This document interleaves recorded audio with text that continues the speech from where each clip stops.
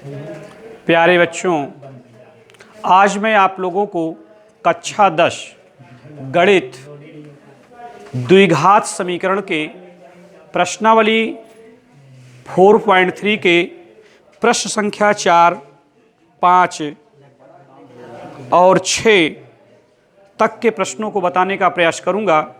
देखिए, प्रश्न संख्या 4 में क्या दिया है कि 3 वर्ष पूर्व रहमान की आयु वर्षों में का व्युत्क्रम और अब से 5 वर्ष पश्चात आयु के व्युत्क्रम का योग 1/3 है। उसकी वर्तमान आयु ज्ञात कीजिए। अर्थात देखिए, इस प्रश्न को हम कहेंगे आयु संबंधी प्रश्न। तो आयु संबंधी प्रश्न में कभी कभी केवल एक व्यक्ति की आयु ज्ञात करनी होती है, कभी कभी 2 व्यक्तियों की आयु ज्ञात करनी होती है और कभी कभी 2 से अधिक भी व्यक्तियों की आयु ज्ञात करनी होती है। लेकिन आपके इस प्रश्न में केवल एक व्यक्ति रहमान की आयु ज्ञात करने की बात कही गई है। तो कह रहा है कि 3 वर्ष पूर्व रहमान की आयु। तो हमें पूर्व या पश्चात से भी मतलब नहीं है, अभी हमें रहमान की वर्तमान आयु जाननी है। तो सबसे पहले इस प्रश्न को, किसी भी आयु संबंधी प्रश्न को हल करते समय पहले जिन व्यक्तियों की आयु ज्ञात करनी हो, पहले उनकी वर्तमान आयु मान लेना चाहिए। जैसे इस प्रश्न में रहमान की वर्तमान आयु की बात कही गई है, तो रहमान की आयु माननी पड़ेगी। तो हम यहाँ लिखेंगे कि माना रहमान की वर्तमान आयु बराबर x वर्ष। तो हमने रहमान की वर्तमान आयु क्या मान लिया? x वर्ष। अब कह रहा है कि 3 वर्ष पूर्व रहमान की आयु का व्युत्क्रम और 5 वर्ष पश्चात आयु के व्युत्क्रम का योग 1/3 है। तो जैसे हम लोगों ने रहमान की वर्तमान आयु मान लिया, तो अब प्रश्न के कथनानुसार हमें रहमान की 3 वर्ष पूर्व की आयु मानना चाहिए और 5 वर्ष पश्चात की आयु मानना चाहिए। तो जैसे अगर मान लीजिए रहमान अगर वर्तमान समय में x वर्ष का है, तो 3 वर्ष पूर्व रहमान की आयु क्या होगी? जैसे अगर कोई व्यक्ति इस समय वर्तमान में 15 साल का हो, तो 3 साल पहले उसकी उम्र क्या होगी? 12 साल। तो घटाने पर आएगी। पूर्व की आयु का मतलब है कि वर्तमान की आयु में से घटा दीजिए, और पश्चात की आयु का मतलब है कि वर्तमान की आयु में उतना जोड़ दीजिए। तो हम यहाँ लिखेंगे कि 3 वर्ष पूर्व रहमान की आयु, तो 3 वर्ष पूर्व, मैंने बताया कि पूर्व की आयु जानने के लिए वर्तमान की आयु में से घटाना है। तो वर्तमान की आयु x है, उसमें से 3 वर्ष पूर्व कहा है, तो 3 घटा देना है, यानी x - 3 वर्ष। फिर कहा है कि 5 वर्ष पश्चात, तो हम यहाँ लिखेंगे 5 वर्ष पूर्व पर हम लिख देंगे पश्चात। पूर्व पर क्या लिख देंगे? पश्चात रहमान की आयु। तो मैंने बताया कि पश्चात की आयु जानना हो तो वर्तमान की आयु में उतना जोड़ दीजिए। तो वर्तमान की आयु x है, तो 5 वर्ष पश्चात है, तो 5 जोड़ दीजिए, यानी x + 5 वर्ष। ये देखिए, ये क्या हो गया कि ये रहमान की वर्तमान आयु हो गई, और वर्तमान आयु की मदद से 3 वर्ष पूर्व की भी आयु आ गई और 5 वर्ष पश्चात की भी आयु आ गई। अब हमें लिखना चाहिए प्रश्नानुसार। तो प्रश्न में कहा है कि 3 वर्ष पूर्व की आयु का व्युत्क्रम। व्युत्क्रम का मतलब अंग्रेजी में बोले तो रेसिप्रोकल होता है। व्युत्क्रम माने उल्टा, अर्थात जो 3 वर्ष पूर्व की आयु है, पहले आप उसका व्युत्क्रम करिए। तो 3 वर्ष पूर्व आयु क्या है? x - 3। इसका व्युत्क्रम करेंगे तो 1/x - 3 आएगा। इसके बाद कह रहा है कि 5 वर्ष पश्चात की आयु का व्युत्क्रम। तो 5 वर्ष पश्चात की भी आयु का व्युत्क्रम कर दीजिए, तो 1/x + 5 हो जाएगा। अब देखिए, 3 वर्ष पूर्व की आयु का व्युत्क्रम और 5 वर्ष पश्चात की आयु का व्युत्क्रम का योग, अर्थात अब इन दोनों का अगर योग देखा जाए तो इन दोनों का योग प्रश्न में क्या दिया है? 1/3 दिया है। तो बराबर में हम क्या लिखेंगे? 1/3। अब हम इसको हल करेंगे। तो x प्लस 1 का गुणा पहले हम 1 में कर लेंगे तो x प्लस 5 आएगा, फिर प्लस जब इसका गुणा इसमें करेंगे तो x माइनस 3 आएगा। अपान में इन दोनों का जब हम गुणा करेंगे तो एक्स स्क्वायर, इसका इससे 5x बनेगा, ये माइनस 3x बनेगा, अर्थात ये प्लस 2x यहाँ आ जाएगा। और प्लस माइनस का गुणा माइनस 3 पचे 15 बराबर कितना 1/3। अब देखिए यहाँ x और x दोनों धन चिन्ह में है तो इसलिए इसका जोड़ क्या बन जाएगा 2x, ये प्लस 3 में से माइनस 3 घटेगा तो इसलिए प्लस 2 बचेगा, और बटे में x square plus 2x minus 15 बराबर 1/3। एक बार आप पुनः इसको समझिए, x प्लस 1 का गुणा जब 1 में करेंगे तो x प्लस 1 आएगा, x माइनस 3 का गुणा 1 में करेंगे तो x माइनस 3 आएगा, और दोनों के बीच में प्लस लगा है तो हम प्लस लगा दिए। अपान में इन दोनों का गुणा करना है तो x का गुणा एक्स स्क्वायर आएगा, इसका पहले इस 5x हो जाएगा और ये माइनस 3x हो जाएगा। तो जब धन 5x में से माइनस 3x घटाएंगे तो धन 2x बचेगा, और माइनस 3 पचे 15 बराबर 1/3। अब देखिए दोनों x यहाँ धन चिन्ह में है इसलिए 2x हो गया, प्लस 5 में से 3 घटेगा तो 2 बचेगा, और बटे में ज्यों कहते हो इसको उतारना है बराबर 1/3। अब हम इसका तिर्यक गुणा कर लेंगे, 3 का गुणा जब इसमें करेंगे तो 3 दूनी 6x प्लस 3 दूनी 6 बराबर कितना आएगा x square plus 2x minus 15। अब क्या करना है कि इधर के पदों को एक्स स्क्वायर की ओर पक्षांतर कर दिया जाए, चूंकि एक्स स्क्वायर की तरफ ही सदैव पक्षांतर करना चाहिए अगर द्विघात समीकरण बनाना है तो जैसे अगर एक्स स्क्वायर इधर धन चिन्ह में है तो इधर के पक्ष को उधर पक्षांतर करिए। अब अगर जैसे एक्स स्क्वायर अगर अभी इधर ऋणात्मक होता तो हम इधर पक्षांतर करके इसको धन चिन्ह में कर लेते। तो यहाँ हम इसको कर लेते हैं x square plus 2x minus 15, इसको हमने ज्यों कहते हो उतार लिया। इसके बाद जब इसको पक्षांतर करेंगे तो माइनस 6x और माइनस 6 आ जाएगा। ये दोनों पद जब उधर जाएंगे तो ये दोनों ऋण चिन्ह में हो जाएंगे तो बराबर क्या आएगा 0 आ जाएगा। तो एक्स स्क्वायर, अब देखिए आपके पास 6x और 2x है, दोनों सजातीय पद हैं, तो 6x में से जब 2x घटेगा तो ये माइनस 4x आ जाएगा, फिर माइनस 15 6 21 बराबर कितना 0। अब आप देखिए कि ये एक द्विघात समीकरण बन गया। इस द्विघात समीकरण का मूल यानी आप ज्ञात कर लीजिए या इसको आप हल कर लीजिए, चाहे मूल ज्ञात करना कहिए चाहे हल करना कहिए, बात एक ही है। तो हम इसको द्विघात समीकरण को हल किस विधि से कर लेंगे, गुणनखंड विधि से, चूंकि द्विघात समीकरणों को हल करने की 3 विधियां हमने आपको बता दिया है। तो यहाँ पर हम गुणनखंड विधि से इसको हल करेंगे। तो देखिए हमने बताया कि इसमें आदियंत नाम का गुणनखंड बनेगा, चूंकि इसमें 3 पद दिए हैं, प्रयुक्त चर की घात 2 और 1 है। जब इसके हम आदि और अंत का गुणा करेंगे तो माइनस 21x स्क्वायर इसमें प्राप्त होगा। अब हमें 21 के लिए ऐसे 2 पद खोजने हैं जिसका गुणा करने पर 21 आवे, पर अगर हम उसका अंतर करें तो कितना आवे 4, तो 7 त्रिक 21, तो 7 में से जब आप 3 घटाएंगे तो 4 आपका आ जाएगा। इस बात से सिद्ध होता है कि इसमें आदियंत नाम का गुणनखंड बन जाएगा। तो हम सबसे पहले आदि पद एक्स स्क्वायर को नोट करेंगे, माइनस बीच वाला पद आने पर ब्रैकेट्स का प्रयोग, 7 माइनस 3 इंटू एक्स माइनस 21 बराबर 0। तो x square minus 7x plus 3x minus 21 बराबर 0। तो अब देखिए आपके पास 4 पद हो गए, 1 2 3 4। अब आप 2 पद में कॉमन ले सकते हैं, तो पहले और दूसरे में x आपको कॉमन मिल जाएगा। तो जब आप x से x स्क्वायर में भाग देंगे तो ये x बार जाएगा, माइनस जब x से इसमें भाग देंगे तो ये 7 बार जाएगा, x से x कट जाएगा, फिर प्लस करके 3 आपका कॉमन बनेगा। तो जब 3 कॉमन बनेगा तो क्या बचेगा यहाँ पर x, माइनस 3 सते 21 बराबर कितना 0। अब पुनः अगर देखा जाए तो हमारे पास 2 पद हो गए।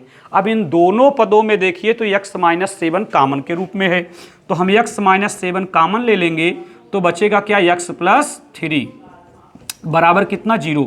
अब हम दोनों ब्रैकेट्स में लिखे गए पदों की तुलना 0 से करेंगे तो x माइनस 7 बराबर 0, तो x बराबर 7 और x प्लस 3 बराबर 0, तो x बराबर -3। ये वाला आपका हो जाएगा अमान्य और ये वाला हो जाएगा मान्य। चूंकि देखिए किसी भी व्यक्ति की वर्तमान आयु जो होती है वो ऋणात्मक नहीं हो सकती है, इसलिए -3 जो है अमान्य होगा। और x बराबर 7, तो हम यहाँ लिखेंगे इसलिए रहमान की वर्तमान आयु। तो रहमान की कैसी आयु? वर्तमान आयु क्या मैंने माना है? x वर्ष, यानी x वर्ष का मतलब 7 वर्ष हो गया। ठीक, तो ये रहमान की वर्तमान आयु 7 वर्ष हो गई। अब क्या अगर हमें ये पता करना हो कि मेरे द्वारा हल किया गया ये प्रश्न सही है या गलत है, चूँकि देखिए जब बोर्ड परीक्षा में क्या होता है, जब प्रश्न आता है तो वहाँ तो उत्तर रहता नहीं है, तो इसलिए आप अपने द्वारा लगाए गए प्रश्न के उत्तर की जांच भी आप कर सकते हैं। जैसे रहमान की आयु मैंने 7 वर्ष, यही प्रश्न बोर्ड परीक्षा में आ जाए और आप लगाएं तो आप अपने उत्तर की जांच कैसे करेंगे? तो इसके लिए आप समझिए, कह रहा है कि 3 वर्ष पूर्व रहमान की आयु। जैसे मान लीजिए वर्तमान में रहमान कितने वर्ष का है? 7 वर्ष का है, तो ये 3 साल पहले कितने साल का रहा होगा? 4 साल का। और इसके बाद कह रहा है कि 5 वर्ष पश्चात, तो ये 5 साल के बाद हो जाएगा 12 साल का। तो देखिए 3 वर्ष पूर्व की आयु का व्युत्क्रम अर्थात 4 का व्युत्क्रम 1/4 और 5 वर्ष बाद की आयु कितना है? 12, तो इसका व्युत्क्रम करोगे तो 1/12 आएगा।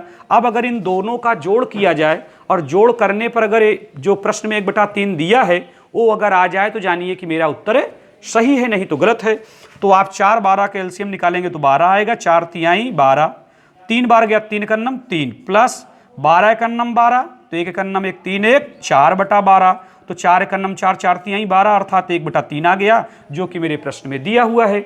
इस बात से सिद्ध होता है कि ये प्रश्न बिल्कुल क्या है? 100% सही है। तो आइए हम आप लोगों को प्रश्न संख्या 5 बताते हैं। देखिए प्रश्न संख्या 5 में भी इसी तरह के प्रश्न दिए गए हैं।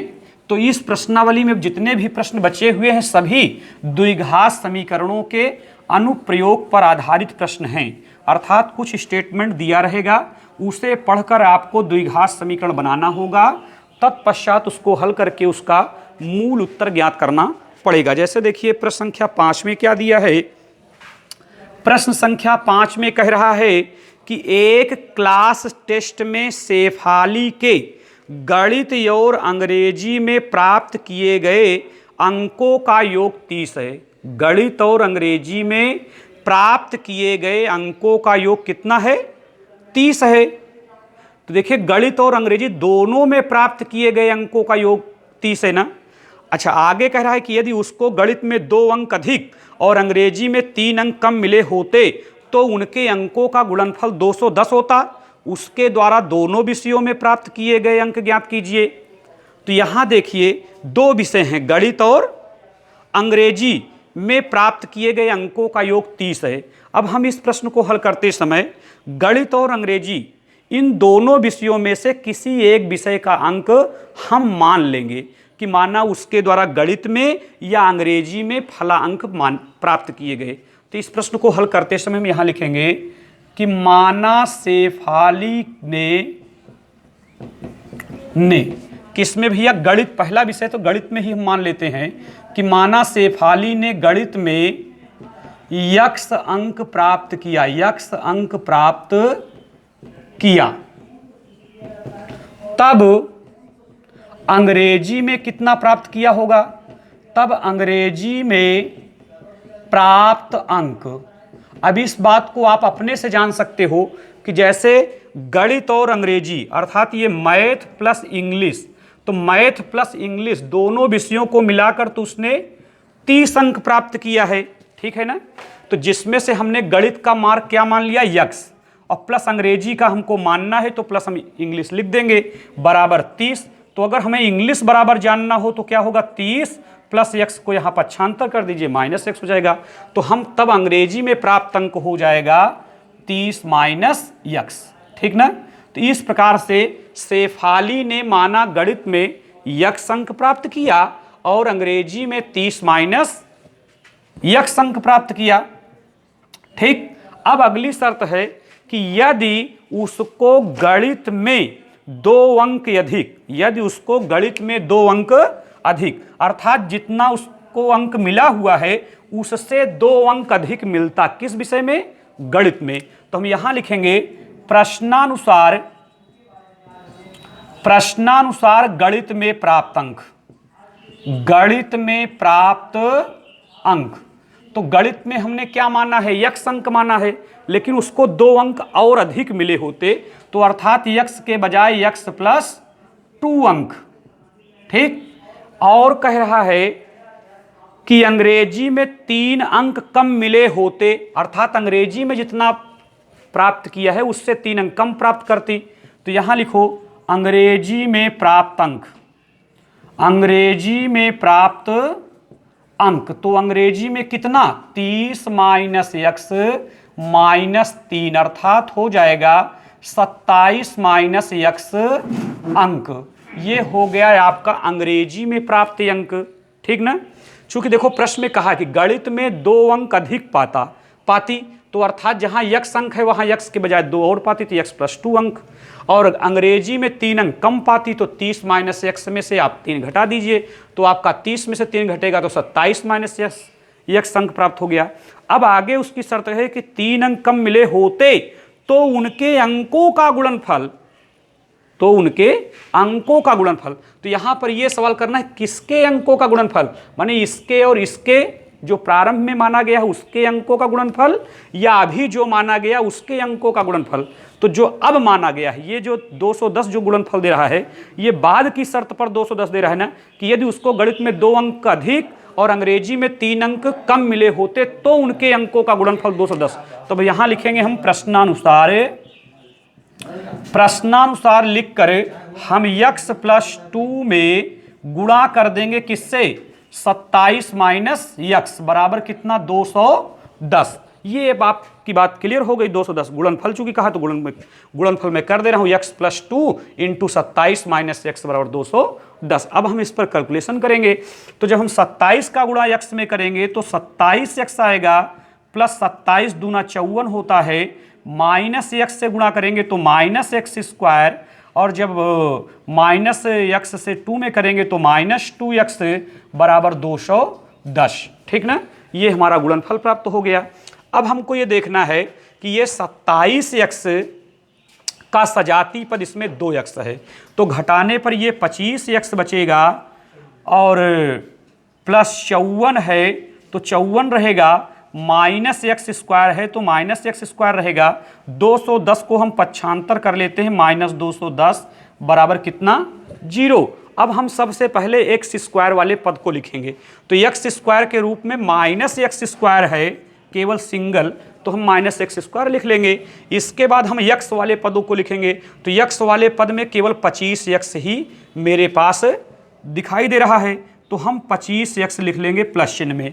इसके बाद 210 और 54 का हम सरलीकरण करेंगे, तो एक प्लस चिन्ह में है और एक माइनस चिन्ह में है, तो 210 में से ये 54 आपका घट जाएगा, तो माइनस। अब 210 में से आपको 54 घटाना है, तो 10 में 4 जाएंगे तो 6 बचेगा, यहाँ फिर 0 बचा, 10 में 5 गए 5, यहाँ क्या बचेगा 1, तो अर्थात 156 आपका घटाने पर बचेगा, लेकिन माइनस में 156 बचेगा बराबर कितना, 0। चूंकि 210 में से घट रहा है इसलिए उसका चिन्ह ही लगेगा।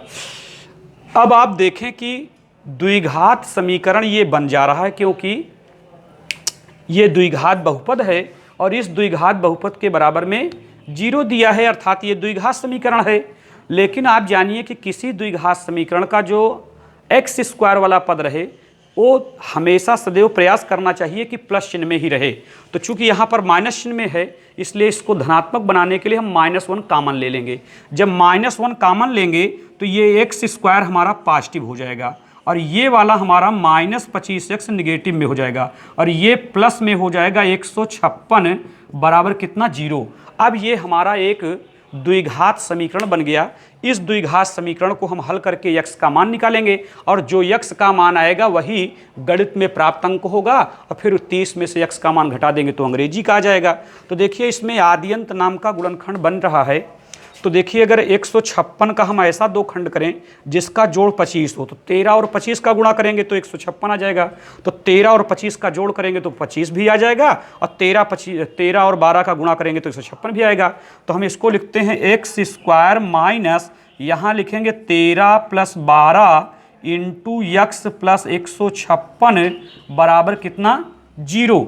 अब हम इसको देखिए यहाँ पर इसको हल करते हैं कि एक्स स्क्वायर माइनस, इसको हम तोड़ेंगे, -13x माइनस 12x प्लस 156 बराबर कितना, 0। यहाँ ब्रैकेट्स तोड़ने पर पदों के चिन्ह बदल गए, चूंकि ब्रैकेट्स के पहले माइनस चिन्ह का प्रयोग हुआ है। तो -13x माइनस 12x प्लस 156 बराबर 0। अब हम पहले दूसरे पद में अगर कॉमन ले लें तो x कॉमन मिलेगा तो बचेगा क्या, x माइनस 13। इसमें -12 कॉमन ले लें तो x माइनस 13 बचेगा बराबर कितना, 0। तो आपका यहाँ दोनों पद में पुनः कॉमन बनेगा x माइनस 13, तो क्या बचेगा, x माइनस 12, तो बराबर कितना, 0। अब हम तुलना करेंगे तो तुलना करने पर x माइनस 13 बराबर 0, तो x बराबर 13 और x माइनस 12 बराबर 0, तो x बराबर 12। अब यहाँ देखिए आपके दोनों उत्तर धन चिन्ह में आ गए, तो यहाँ पर ये गणित में प्राप्त अंक हमने x माना है, तब x का मान आप चाहे 13 मान लें और चाहे 12 मान लें, तो दोनों उत्तर यहाँ पर स्वीकार होंगे। तो हम लिखेंगे यहाँ पर, इसलिए गणित में प्राप्त अंक, गणित में प्राप्त अंक, तो गणित में प्राप्त अंक कितना होगा, x मैंने माना है तो x का मान 13। तो अंग्रेजी में कितना होगा भैया, तो अंग्रेजी में प्राप्त अंक हम लिख देते हैं, कितना दिया है, 30 माइनस x, अर्थात 30 में से हम 13 घटा देंगे तो 30 माइनस 13 अर्थात हमारा 17 अंक हो जाएगा। तो अंग्रेजी में 17 अंक और गणित में 13 अंक। अब अगर आप अपने उत्तर की जांच करना चाहें तो 13 और 17 का जोड़ कर लें, 30 बनेगा, जो कि दोनों विषयों में प्राप्त अंकों का योग है। फिर देखिए अगर हम 12 मान लेते हैं, तो अगर हम यहाँ पर 12 मानते हैं तो 13 अंक या 12 अंक, गणित में हमने 13 अंक या 12 अंक मान लिया, तो अंग्रेजी में प्राप्त अंक 17 अंक या 18 अंक। जैसे हम यहाँ 30 में से x का मान 13 घटाए हैं तो 17 आया है, उसी तरह से 30 में अगर हम गणित में 12 अंक मान लेते हैं तो 12 घटाने पर 30 में से 12 घटाने पर 18 अंक आ जाएगा। तो इसके भी योग, अगर इसका भी योग देखें तो 18 12 का योग 30 हो जाएगा। एक शर्त पर तो उत्तर की जांच सही है, दूसरे शर्त पर भी आप अपने उत्तर की जांच कर सकते हैं। जैसे गणित में कितना पाया है, 13, और अंग्रेजी में कितना पाया जा रहा है, 17। अच्छा, दूसरी शर्त है कि यदि वह गणित में 2 अंक अधिक, तो अर्थात 13 के बजाय वो 15 पाती, और अंग्रेजी में 17 के बजाय 3 अंक कम पाती अर्थात 14 पाती। तो इस 15 और 14 का अगर गुणा किया जाए तो क्या इनका गुणनफल अगर 210 आ जाए तब तो उत्तर सही होगा ना। तो हम 15 चौको 60 कर देते हैं और 15 का नम 15, तो 0 6 5 11 1 1 2, तो देखिए 210 आ गया, जो कि आपके प्रश्न में ही दिया है। तो इस बात से बिल्कुल सिद्ध होता है कि प्रश्न बिल्कुल 100% सही है। देखिए, चूंकि हम उत्तर की जांच आपको इसलिए हर प्रश्नों की बता दे रहे हैं, चूंकि परीक्षा में अगर ऐसे प्रश्न आपके सामने आए तो आप अपनी कॉपी में लगाने के बाद अपने द्वारा लगाए गए प्रश्न के उत्तर की आप जाँच भी कर लें कि हमारा प्रश्न सही है या गलत है। तो प्यारे बच्चों, आप लोगों को जो गणित विषय में या हमारे विद्यालय में हर विषय की ऑनलाइन कक्षाएं चल रही हैं अनुभवी अध्यापकों के द्वारा, आप लोग यूट्यूब चैनल के माध्यम से विद्यालय में चल रही ऑनलाइन कक्षाओं का लाभ आप प्राप्त करते रहिए। हम लोग प्रतिदिन आप लोगों के लिए यहाँ पर आकर मेहनत कर रहे हैं। पुनः जब विद्यालय खुलेगा तो हम लोग फिर से आप लोगों को पुनः समझाने का प्रयास करूँगा। धन्यवाद।